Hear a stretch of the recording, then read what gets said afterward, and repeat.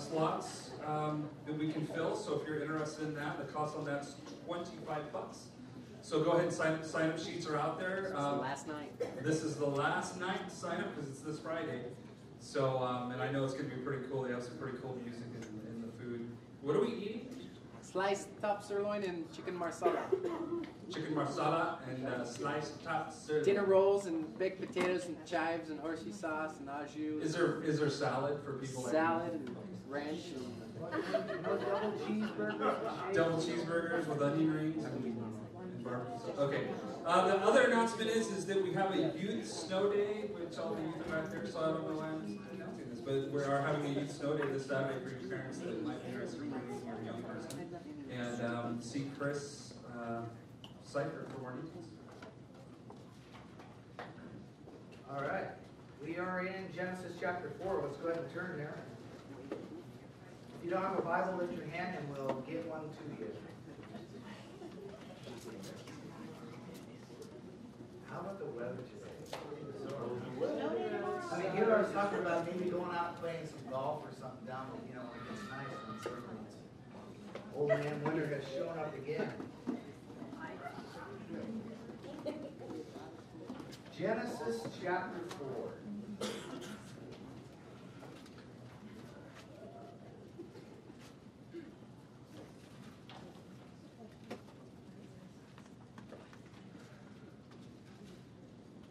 I have to tell you, I have been very impressed by all the insights many of you have brought to my attention concerning this story of Cain and Abel. It's been very fascinating. I've been learning from you, and just some of the insights that this can produce is amazing. Listen, that's exactly what the Word of God is meant to do. It's meant to stir our hearts and give us insight, something that is important to us. And so God gives us just enough room in this particular passage to kind of play with some ideas of what it could be or how it would work. It doesn't change the point at all that Cain was angry and he blew it, but it was so cool just to hear everybody's heart and going, I think it could be this and I think it could be that. And, we've got to remember that Cain represents, as you know in the Old Testament, the natural man. The unbeliever, as it were. Those who reject the finished work of the cross and think that they can obtain salvation by the works of their own righteousness. And so when you look at Cain, you can see this is a unbeliever, as it were, trying to make his own way to heaven without God. Now, here are some of the questions that I got. This is what was so cool. It's like, did God disrespect Cain's offering because it was bruised or rotten? Or was it because his heart was wrong? That was a question.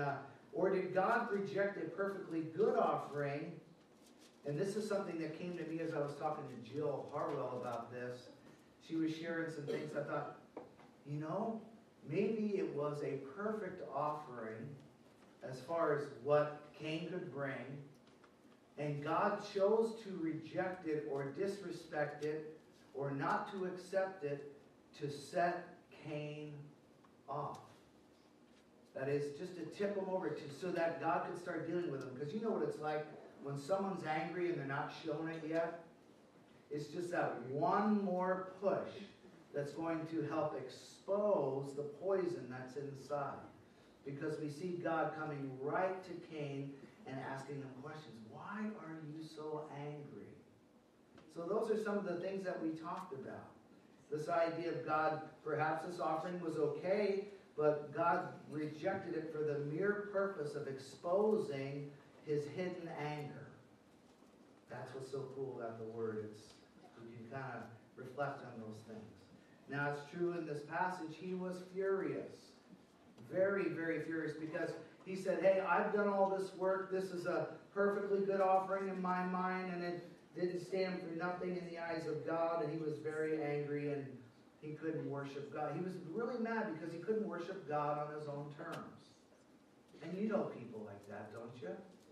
Well, come on, Jesus only, give me a break. I worship God in my own way. Okay, It's been going on and still goes on today. 1 John 3 makes it very clear that Cain's works were wicked. Cain, who was of the wicked one, murdered his brother. And why did he murder him? Because his works were evil and his brother's righteous. Like we said on Sunday, Cain lost that love and feeling for his righteous brother. Proverbs 21 verse 27 says, the sacrifice of the wicked is an abomination. How much more when he brings it with wicked intent? Now, again, when we get through these characters, you'll find that they're scattered all around the New Testament passages and scriptures. So I'd like to point them out, like the one in Jude, when Jude is referring to the heretics and the Gnostics of that time, spreading heretical doctrine as being the way of Cain. Jude 1:10 through 11 says, but these speak evil of whatever they do not know, and whatever they know naturally, like brute beasts. In these things they corrupt themselves. That's exactly what Cain did. He corrupted himself. For they have woe to them, for they have gone the way of Cain. So he became an example of heresy, as it were, walking from God. And the reason that they were heretics is because they were offering fruit unto God in the form of knowledge, in the form of moral values, in the form of noble deeds and charitable works. Oh, you've heard them say, well, I give to charity. I do good things. I'm a good person. Well, you might be, but there's a problem. You live on a cursed earth, and your distant forefather named Adam, well, he sinned, and because he sinned, we're all in sin. So that's the major problem. That's why Jesus came.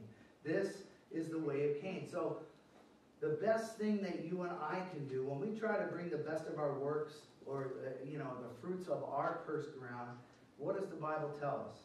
All our righteousnesses are as filthy rags. And can I get a little bit more graphic with you if you don't mind? Because I want you to understand how God sees our righteousness. The other meaning for filthy rags is menstrual cloths. You get the idea? Our righteousness is as menstrual cloths. So that's why when we try to come to God on our own terms, he says, I can't quite accept that. I can't respect such offerings. Only the offerings through the merit of my Son. And that's how it works. So like a loving father, however, God sees Cain as being very angry. And again, let's go to this again, verses 6 and 7. The Lord said to Cain, why are you angry?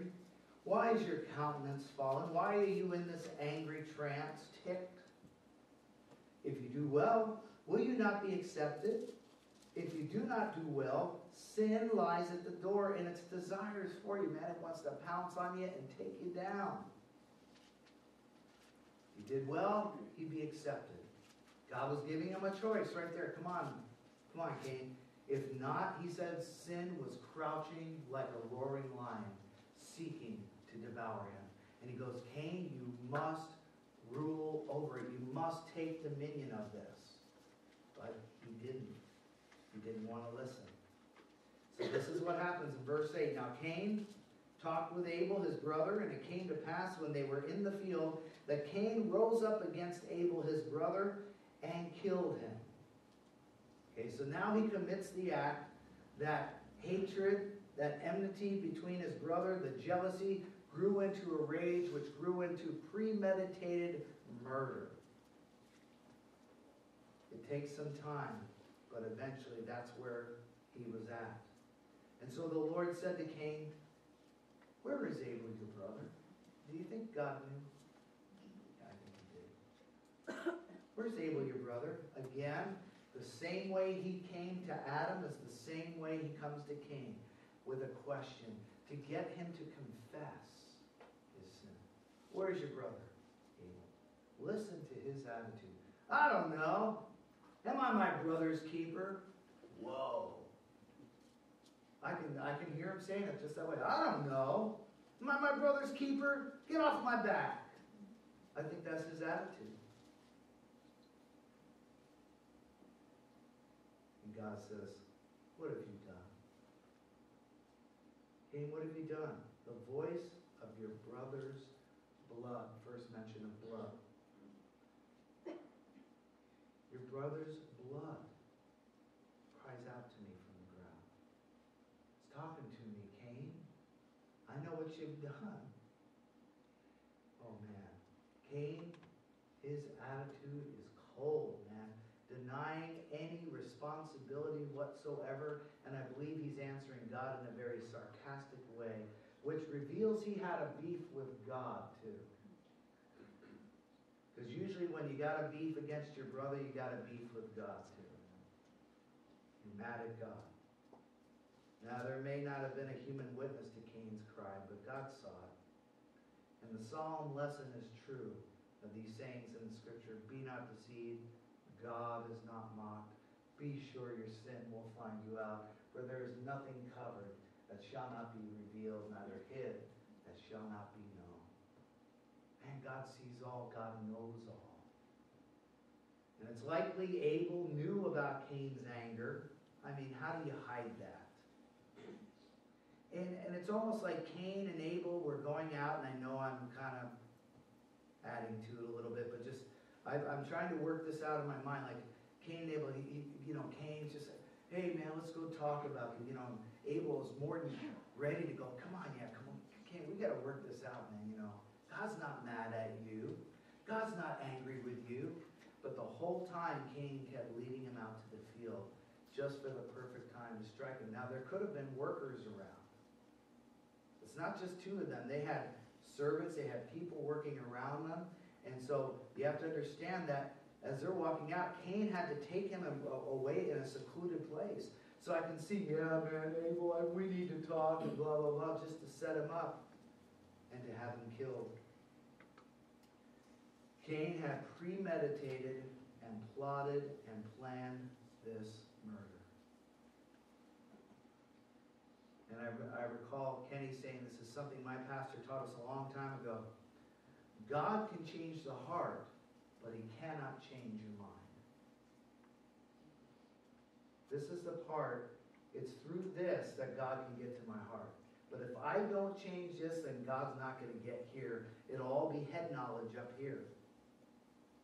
Until I change my mind and say, loser, sinner, I need dependence upon God, then all of a sudden that looses all that in, and now God can meet my heart. But if I choose to say, no way for Yahweh, then God cannot get into my heart, and I won't change my mind. But if I change my mind, God can change my heart. It's very, very true. So God has to deal with him, verse 11. So now, you, Cain, are cursed from the earth, which has opened its mouth to receive your brother's blood from your hand. Yeah, God knew. Totally he knew. When you till the ground, as a farmer, it shall no longer yield its strength to you. No more fruitful offerings. A fugitive and a vagabond you shall be on the earth. You see, God has to punish sin, saints. He has to. And he's really doing it out of love, just like we as parents do with our children. We don't like to have to do it, but God says, look, I have got to punish this. You just took the life of another man. And you're going to pay for it. We're not going to put you, it's just, he doesn't deal with it that way. He basically just says it like it is, and he goes, look, you are going to be cursed. You're going to be a fugitive and a vagabond on the earth. And then Cain said to the Lord, my punishment is greater than I can bear. And I believe he's saying it just like that. What do you mean? Well, I think it's so ironic that Cain is willing to commit the crime, but not willing to do the time. Have you met criminals like that before? They love to offend. They love to take life. They love to, but man, if they can get out of, getting in trouble, or if they can weep their way out of it, or